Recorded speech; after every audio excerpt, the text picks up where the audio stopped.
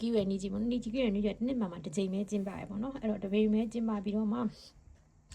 အဲ့ဒါကိုဖြည့်ခြင်းတဲ့သူတွေကမိခွန်းဟောင်းပုံစံလေးကိုလေ့လာထားပါတော့ဒီကြီးဖြည့်မယ်ဆိုရင်တော့ ECG ကအောင်ထားရမယ်ဟာပေါ့နော်အားလုံးတော့သိမယ်ထင်ပါတယ်အဲ့တော့ဖြည့်မယ်ဆိုလို့ရှိရင်ဒီကြီးမှာကြတော့မဖြစ်မနေသူကအပုတ်9ပုတ်ပါတယ်ပေါ့နော်တစ်ကနေပြီးတော့9ပုတ်ပါတယ်9ပုတ်ထဲမှာမှအားလုံးပေါင်းတစ်ကနေ9ကကြတော့ဇမ်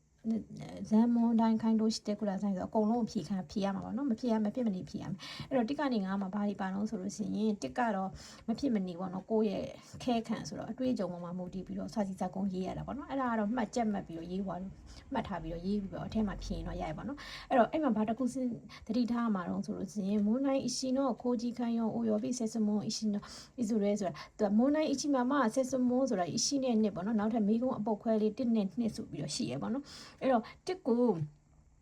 မူကီကိုင်းတို့ဘိုင်းဝါဆိုမဖြေဘူးဆိုလို့ရှိရင်အဲ့တော့စေစမွန်အချီကိုမဖြေခဲ့ဘူးဆိုလို့ရှိရင်သူနှစ်ကိုပေါ့နော်မဖြေခဲ့ဘူးဆိုလို့ရှိရင်ဖူကောကကိုဖြစ်မယ်ပေါ့နော်ကျန်တဲ့ဒီအချီရဲ့ဒီစေဆိုပြီးအချီနံပါတ်1ကိုပေါ့နော်စေဆိုခုနံပါတ်1လေးကိုမဖြေဘူးဆိုတာနဲ့သူကဘာဖြစ်သွားမှာဆိုလို့ရှိရင်ကျန်တဲ့ဟာတွေဘယ်လောက်ဖြစ်ဖြစ်အမှတ်မရဘူးလို့သူကပြောထားတယ်ပေါ့နော်အဲ့တော့သူကဘာလုံးဆိုလို့ရှိရင်တော့ဒီဂမ်စိုက်ထဲမှာလောက်ထားရပေါ့နော်အတွေ့အကြုံကိုကပြန်ရေးရတဲ့အတွက်ကြောင့်အဲ့ဒီဥစ္စာမဖြစ်ရင်သူအမှတ်မရအဲ့တော့တစ်ကနေ9ကတော့မဖြစ်မနေဖြေရမယ်6ကနေ9ပေါ့နော်အဲ့တော့တစ်ကနေ9ဖြေခဲ့မှာဆောနာတစ်ကတော့ကိုကအတွေ့အကြုံကိုစာစီစာကုန်းရေးပေးရပေါ့နော်စိုက်ထဲမှာဘာတွေဖြစ်ခဲ့တယ်ပေါ့အဲ့မျိုးရေးပြပေးရတယ်အဲ့တော့နှစ်3 4 5ကြာဘာတွေလုံးဆိုလို့ရှိရင်ကွန်ကရစ်နဲ့ပတ်သက်တာတို့မြေကြီးနဲ့ပတ်သက်တာအများစုပေါ့နော်အဲ့ဒီမှာဆိုရင်ကွန်ကရစ်ရဲ့ contingency ဆိုတာဘာလဲအတိတ်ပဲပေါ့နော်ဥပမာအဖြစ်ဗါလဲdefinition ပေါ့ definition လေးရေးပြပေးရတယ်definition ရေးပြပေးရတဲ့အပုတ်ပါတယ်တချို့ဟာတွေကြာရှင်တော့အပေါက်ဖာတဲ့ဟာပါတယ်ပေါ့နော်အပေါက်ဖာတဲ့အရန်လွယ်တယ်ပေါ့နော်အဲ့တော့ပြီးသွားလို့ရှိရင်နံပါတ်9ကနေမဖြစ်မနေဖြည့်ပြီးသွားလို့ရှိရင်6ခွန်နဲ့6ခွန်မှာဆိုလို့ရှိရင်တော့တပုတ်ပဲရွေးပေးရပါတော့6နဲ့ခွန်ရှိရဆို6ကိုဖြည့်မယ်ဆိုရင်ခွန်မဖြည့်နဲ့ခွန်ဖြည့်မယ်ဆိုရင်6ကိုမဖြည့်နဲ့ပေါ့နော်နှစ်ပုတ်လုံးဖြည့်ရင်လည်းအမှတ်မရဘူးပေါ့နော်8နဲ့9နဲ့မှာဆိုလို့ရှိရင်လည်းတပုတ်ဖြည့်ပြရမယ်အဲ့တော့အားလုံးပေါင်း9ပုတ်ရှိမယ်1ကနေ9အထိကမဖြစ်မနေ9ပုတ်ဖြည့်ရမယ်6နဲ့ခွန်ကတပုတ်ဖြည့်ရမယ်8နဲ့9ကတပုတ်ဖြည့်ရမယ်အဲ့ဒီထဲမှာမှ60ရာခိုင်နှုန်းအမှတ်ရတယ်ဆိုရင်အောင်ပြီပေါ့နော်60ရာခိုင်နှုန်းမှာမှသူက100ပေးတယ်ပေါ့နော်100ပေးတာမှာဒီနံပါတ်1ကအမှတ်ဘယ်လောက်ပေးလို့ဆိုရင်40လောက်ထိပေးတယ်40ရာခိုင်နှုန်းပေးပေါ့နော်ကျန်တဲ့ဟာ60ရာခိုင်နှုန်းပဲရှိတယ်အဲ့အတွက်ကြောင့်မို့ဒီဥစ္စာမဖြစ်မနေဖြည့်ရမယ်ပေါ့နော်အဲ့တော့နံပါတ်1ကိုဖြည့်တော့မယ်ဆိုလို့ရှိရင်သူကဒါနဲ့ဒီနံပါတ်ခွဲလေးနဲ့ကိုအားလုံးပေါင်းကိုသူ40ပေးထားပေါ့နော်40လောက်ပေးထား40လောက်ပေးထား40 45မှတ်ထိပေးရပါတော့တိုင်းပေါ့နော်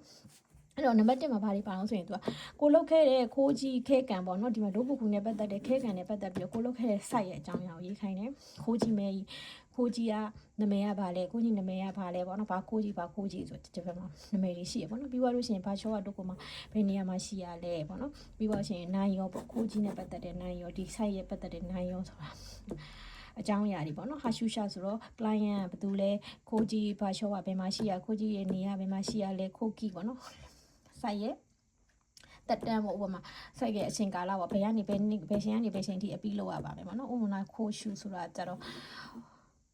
့အဓိကလောက်ရတဲ့လုပ်ငန်းပေါ့ဥပမာအပြင်ဒိုးပုတ်ခုဆိုတဲ့မြေကြီးလုပ်ငန်းဟိုဆိုကတရလုပ်ငန်းလားဒါမှမဟုတ်လို့ရှိရင်ကွန်ကရစ်လုပ်ငန်းလားဥပမာဆွီရှင်းလားဟိုက်ဆွီလားပေါ့နော်ဟိုက်ဆွီတော့ရေမြောင်းကဲဆွီလားပေါ့နော်မြောက်ရေးလမ်းပြောမယ်ဆိုရေးပေးတွေလာပေါ့နော်အဲ့တော့ကိုယ့်အောင်ကိုရေးရမယ်ပေါ့နော်နောက်ပြီးဆက်ခိုးလေးရောပေါ့နော်ဘယ်လောက်ပမာဏလဲဆိုတာမျိုးတွေရေးပေးရမယ်ပေါ့နော်ဆက်ခိုးလေးရောဆိုတာပမာဏဘယ်လောက်ဘာအတိုင်းတာလေးပေါ့ချင်းချင်းပြောရင်တော့အဲ့ဒါပြီးသွားလို့ရှိရင်နံပါတ်ခိုးဒီမှာခိုးကြီးခိုင်းလျော်တော့ခိုင်းလျော်နီခီချစ်စတာရှိကိုအန်ဇန်ခန်းပြီပေါ့နော်ဒီမိနစ်ကမေးသွားတော့အန်ဇန်ခန်းရင်ခိုင်းတိုးရန်နီgrand technique ခီချစ်စရှိနာဆိုင်ဆိုတော့ဒီခိုးကြီးထဲမှာကိုလှုပ်ခဲ့တဲ့ကမ္ဘာထဲမှာတွေ့ခဲ့တဲ့ဘယ်လိုပြောမလဲအန်ဇန်နဲ့ပတ်သက်ပြီးတော့ကိုကဘာတွေလုပ်ခဲ့တယ်နော်သူပေးထားတာကိုတိုင်းနာကမှာဂျော်ကယောနီတူကူနီ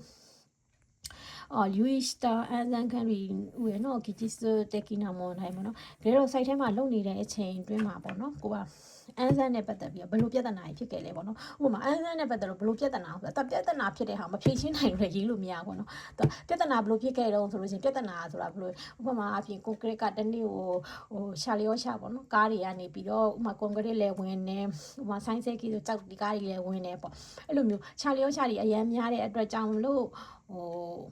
safety မဖြစ်ဘူးပေါ့ဥပမာအန်းစမ်းအတွက်စိတ်ပူရတယ်ပေါ့ဥပမာဒီမှာ set shop ကိုဆိုလို့ရှိရင်ကားတွေဟိုပြောရမယ်ဆိုဘယ်လိုပြောမြန်မာတွေဆိုထိတာကြိုက်တာပုတ်တိုက်တာပေါ့နော်ညိ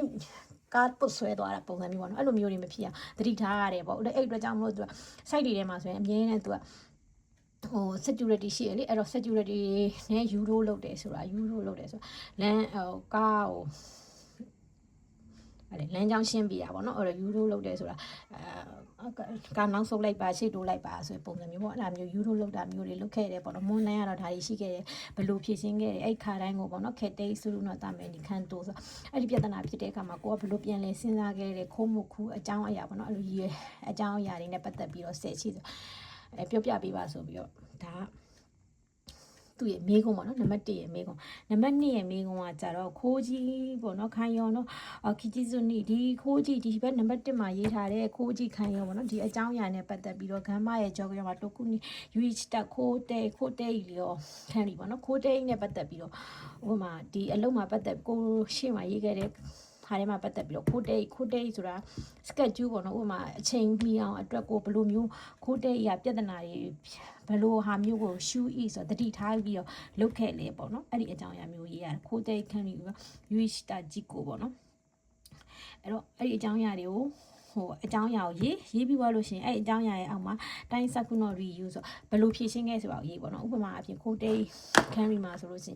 ရင်ဒီနေ့ဥပမာကိုယ်စိုက်ကအရန်ကိုမှာကွန်ကရစ်